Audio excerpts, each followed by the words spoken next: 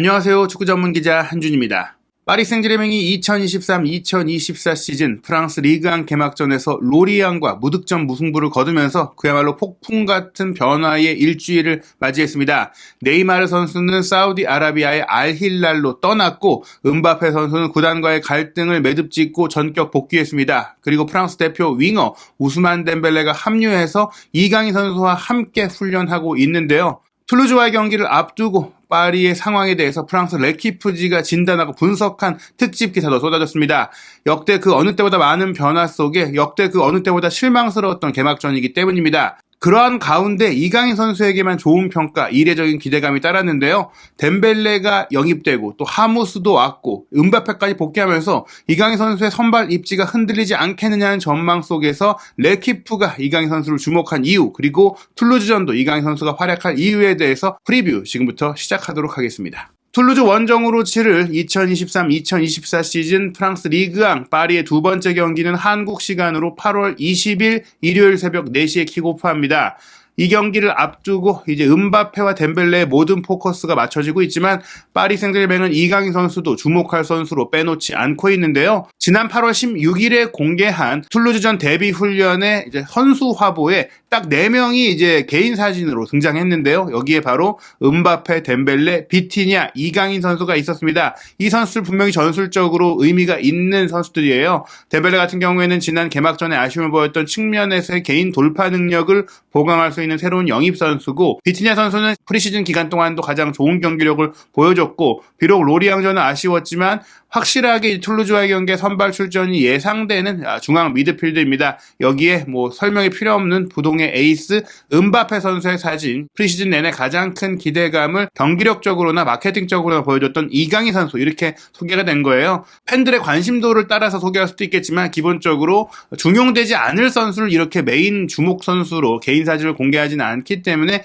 훈련 과정에서 또 이강인 선수가 보여줬던 그런 컨디션들을 통해서 소개되지 않았을까 생각이 됩니다. 그리고 이제 8월 17일에도 이제 최신 훈련 화보가 공개가 됐는데요. 앞선 8월 16일엔 조금 이제 강도 높은 훈련보다는 웜업 관련된 훈련 모습들이 공개가 됐었고, 8월 17일에 이제 있었던 훈련은 본격적인 경기 대비 훈련, 자체 이제 전술 훈련이 진행됐던 모습이 소개가 됐습니다. 여기에는 이전처럼 이강인 선수의 모습이 많이 소개되진 않았어요. 이전에 이제 처음 프리시즌이 소집이 됐을 때 이강인 선수 같은 경우에는 영입된 선수들 중에서도 가장 조금 기대되는 선수 중에 한 명이었고, 또 가장 궁금했던 선수 중에 한 명이었고, 또 가장 많은 팬들의 니즈, 조회수, 이런 관심, 이런 것들이 많이 있었기 때문에 굉장히 많은 사진이 소개가 됐었는데, 지금은 이제 합류한 지 꽤 시간이 지나기도 했고, 지금 가장 또 관심에 모이고 있는 것은 또 다른 영입생인 덴벨레라든지 하무스라든지 돌아온 은바페이기 때문에 대부분의 화보 사진이 이제 은바페나 덴벨레, 하무스의 사진으로 구성이 됐어요. 이강인 선수는 이 8월 17일 훈련 화보에서 별도의 사진은 없었는데,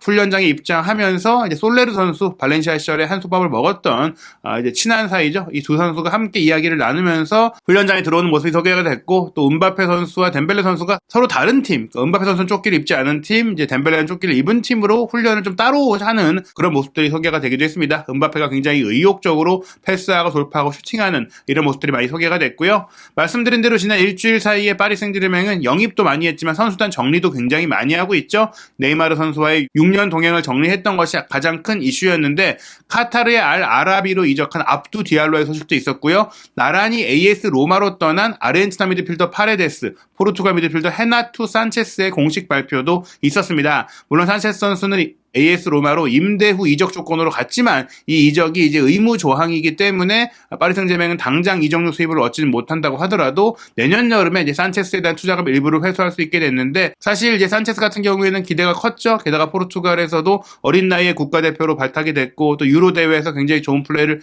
펼쳤지만 파리에서는 조금 이제 본인의 능력을 보여주지 못했고, 현재 전술 속에서도 그렇고 미드필드 구성상으로도 그렇고 본인의 이제 입지를 가지기 어려운 상황이 되다 보니까 프리시즌 기간에 경기를 뛰기도 했고, 하지만 그것이 라이트백 자리에 임시 방편 투입 등이었기 때문에 결국엔 팀을 떠나게 됐고요. 파레데스는 뭐 최근에 폼이 굉장히 많이 떨어졌기 때문에 잔류하기가 어려운 상황으로 애초에 프리시즌 기간부터도 방출 대상 선수들과 함께 훈련을 하고 있었습니다. 하지만 파리 생제르맹은 이 선수들뿐 아니라 추가적인 선수 매각이 있을 것이다라고 알려지고 있는데요. 레키프에서 정말 한 명 한 명씩 정밀하게 소개를 했는데, 무엇보다 올 여름 이적 시장 정말 많은 선수들이 영입이 되고 있잖아요. 벌써 7, 8명의 선수들이 이제 합류하고 있는 상황이고, 여기에 거기에 뭐 콜로 무아니까지 올 수 있다는 얘기들이 나오고 있는데, 카타르 시대, 카타르 투자청의 자본이 들어온 이후에 단일 이적 시장에서 가장 많은 선수를 매각하고 있는 시즌이라고 합니다. 그리고 앞으로도 더 나올 것이다라고 하면서 파리가 이제 선수단의 규모를 줄이고 임금 지출을 줄이면서 이제 시장에 대한 압박을 이제 이어가겠다. FFP를 준수하면서 리빌딩도 하고 좀 건전하게 운영을 하겠다. 게다가 이제 음바페 선수가 지금은 남고 있지만 결과적으로는 이제 투자금에 비해 적은 돈을 남기고 사실 엄청난 돈을 투자했잖아요. 메시, 네이마르, 음바페에게. 이렇게 생겼던 타격들을 이제 메우면서 이제 팀을 재정비하는 그런 흐름인데요. 지금 이제 사진에 나와 있는 베테랑 선수들이 일단 매각 대상의 1차 리스트에 올라와 있죠. 마르코 베라티, 케일러 나바스, 그리고 후안 베르나트인데, 여기에 사실 프리시즌 기간 동안 조금 이제 많은 출전기를 얻었던 장신 공격수 에키티케도 결국에는 1군 팀의 주력 자원으로 쓰기에는 좀 경기력이 아쉽다. 그런 이제 판단 속에서 하무스도 왔고, 지금 란달, 콜로, 무아니도 영입 추진이 되고 있잖아요. 그런 상황이라서 9월 1일 이적 시장 마감 전에 매각하려고 한다. 일단은 뭐 네이마르 같은 경우에는 보너스 외에 8천만 유로 이적료, 파리 구단 역사상 가장 비싼 금액으로 매각에 성공을 했고, 마우로 이카르디도 사실은 올 여름까지 파리 소속이었는데 이제 갈라타사라이로 완전 이적을 1,000만 유로에 한 상황이 됐었고, 그 외에 뭐 셰필드 웬즈데이로 떠난 가사마라는 유망주도 있었고, 에빈베도 이제 프랑크푸르트로 이제 떠났는데요. 말씀드린 이제 베라티 같은 경우도 알힐랄과 좀 연결이 되고 있는 상황이고, 나바스 같은 경우도 사실 이강인 선수와 프리시즌 내내 많은 이야기를 나누면서 좀 가까워진 모습이 있긴 했지만 결국엔 주전으로 뛰기는 어려운 상황이잖아요. 돈나루마 선수가 확고한 입지를 갖고 있는 상황이기 때문에 이 선수가 떠날 상황인데, 일단은 이제 베라티의 상황을 조금 업데이트한 내용을 보면은 알힐랄이 4,500만 유로의 이적료를 제안했으나 파리는 6천만 유로 이상을 원하고 있다. 베라티가 지난 시즌 좀 아쉽긴 했지만 여전히 계약 기간도 많이 남아있고 또 아직 만 30세, 어떻게 보면 이 네이마르 선수보다 더 어린 나이라고 할 수 있기 때문에 그만큼은 아니더라도 그에 준하는 이적료를 받고 싶다. 그리고 알힐랄이 나바스까지 노리고 있다고 합니다. 지금 파리는 알힐랄 쪽으로 지금 주력 스타 선수들을 꽤 많이 정리하려는 상황인데, 나바스 같은 경우에는 900만 유로로 연봉이 높기 때문에 이제 연봉을 좀 부담을 줄이기 위한 부분도 있어서 이제 매각을 좀 추진하고 있고 이적료를 크게 요구하고 있지는 않는 상황이라고 합니다. 알힐랄뿐 아니라 알나스르도 이제 오퍼를 했는데 알나스르의 제안을 거절했다고 해요. 너무 이적료가 또 싸게 내보낼 수는 없다. 뭐 이런 상황이다 보니까 경쟁을 좀 유발하고 있는 것 같고요. 후안 베르나트 같은 경우에는 바이에른 뮌헨에서도 뛰었던 선수잖아요. 이제 분데스리가 팀에 관심을 받고 있다라고 하는데요. 우니온 베를린, 레버쿠젠, 라이프치히와 연결이 되고 있는데 연봉이 너무 높다 보니까 이 연봉을 일부 보조하는 임대 후 그리고 완전 이적 조건으로 이제 협의를 하고 있다고 합니다. 이런 방식을 바이날둠 이제 로마 임대 때 좀 추진했던 바가 있는 상황이라서 또 한번 진행될 거라고 하고요. 에키티게 같은 경우에는 지금 란달 콜로무아니를 데려오는 과정에서 프랑크푸르트로 이제 보내주면서 이적료를 조금 낮추는 그런 형태를 추진하고 있는데, 에키티케 본인이 이제 프랑크푸르트로 가는 것을 선호하지 않고 있다고 합니다. 그래서 좀 난항을 겪고 있어서 본인은 파리에 남아서 도전하거나 혹은 랑스로 이적하는 프랑스에 잔류하고 싶은 의지를 보이고 있다 보니까 이런 부분들을 해결해야 된다고 하고요. 이 레키프가 지금 파리의 대변화의 상황에 대해서 많이 주목하고 있는 부분 중에 하나는 역시 덴벨레와 음바페의 조합이 또 어떻게 기능할 것이냐. 지금 지면판에 있어서도 이 두 선수가 이제 표지를 장식하고 있고 이제 프랑스 대표팀에서 함께 어떻게 호흡을 맞췄고 또 어린 시절에 어떤 관계를 맺었고 이 두 선수의 커넥션에 대한 그 특집 기사가 소개가 됐어요. 그런 가운데 이 두 선수에 대한 기대감의 이유 중에 하나는 바로 로리앙전에 부진했던 경기력인데요. 레키프가 지난 로리앙과의 경기가 끝나고 나서 여러 기사들을 통해서 파리의 상황을 진단하고 또 파리의 경기력과 전술을 분석을 했습니다. 레키프의 조세 바로소 기자 같은 경우에는 로리앙과의 경기에 대해서 이제 좀 실망스러운 결과였다. 물론 그렇습니다. 0대0 무승부 홈에서. 게다가 이제 로리앙은 지난 시즌에 10위까지 올라오긴 했지만 잔류가 목표인 팀이거든요. 이 경기의 문제는 파리가 점유는 분명히 했지만 많이 소유하고 패스도 많이 연결했지만 골대 앞에서 골문에서의 효율성이 잔인할 정도로 부족했다라고 하며 이제 영입한 많은 선수들이 있었는데 그중에 미드필더 한두 명 정도만 성공적이었다 이렇게 얘기를 했어요. 그 선수가 누구냐? 사실 저는 개인적으로 이강인 선수라고 생각하고 우가르테도 괜찮았거든요. 다만 레키프에서는 아센시오에게 좀 더 높은 평가를 줬는데, 그런데 아센시오는 미드필더라고 보기보다는 공격수에 가까운 선수고 실제로 가짜 9번이라는 측면 공격수 위치로 뛰었잖아요. 이강인 선수도 측면 공격수 위치로 뛰긴 했지만 레키프에서 이강인은 창의적인 미드필더 자원이 될 수 있다고 전망한 것처럼 실질적으로 로리앙과의 경기에 이강인 선수의 플레이가 미드필드에 가까웠다고 평가한 것들을 보면 이 한두 명 정도만 성공적이었던 영입 선수 평가는 우가르테와 이강인 선수가 아니겠냐라고 생각할 수 있는데요. 그것은 저희의 자의적인 해석이라기보다는 또 다른 이제 전술 분석 기사를 통해서도 확인할 수가 있었어요. 엔리케 파리가 로리앙을 상대로 너무 학문적이고 너무 이론적인 부분에만 집착을 했다. 전술적인 부분에 집착을 했고 천재성이 부족했다라고 이제 분석한 기사가 있었습니다. 이 기사에서 이제 중요한 부분들을 좀 소개를 드리면은 로리앙과 개막전에서 0대0으로 비긴 파리 선수들이 엔리케 방식을 통합했다. 분명히 이제 익힌 것 같은 인상을 줬지만 그 방식 안에서만 플레이를 했지 틀을 깨고 차기력을 발휘해야 골을 넣을 수 있는데 그게 이제 좀 상황이 제대로 풀리지 않았다 이렇게 얘기를 했습니다. 파리의 훈련장인 푸아시부터 일본 투어 그리고 한국 투어까지 5번의 신선 경기를 치렀는데 이게 좀 꾸준하지 못했다. 일관성이 없었다. 주전 선수들을 갖추고 또 떠날 선수들이 정리가 확실히 된 상태에서 플랜 A를 가지고 훈련을 했어야 되는데 그런 상황이 아니었잖아요. 그렇기 때문에 이제 일부 선수들 같은 경우에는 엔리케 감독이 원하는 장악력을 보이지 못했고 또 일부 상황 같은 경우에는 역습을 활용하는 방법을 통해서도 차이를 만들어내야 되는데 그런 부분들 적절하게 활용하지 못했다라고 지적을 한 것이죠. 로리앙 같은 경우는 수비적으로 경기를 했기 때문에 인내심을 갖고 좀 만들어가고 지공으로 풀어가도록 경기를 유발했는데 파리 선수들이 이런 것들을 깨기 위해선 인내심도 중요하지만 좀 속공을 가져가면서 전략을 좀 깰 수 있는 허를 찌르는 플레이 하나가 필요했는데 그게 없었다. 그러려면 속도를 만들어야 되고 깊이를 만들어야 되는 공을 점유하고 돌리는 게 아니라 직선적으로 찔러 들어가는 플레이가 필요한데 그런 것들이 좀 부족했다. 이런 장면들이 거의 77분 정도에만 한 번 나왔다. 서포트하고 수비 후방으로 들어가는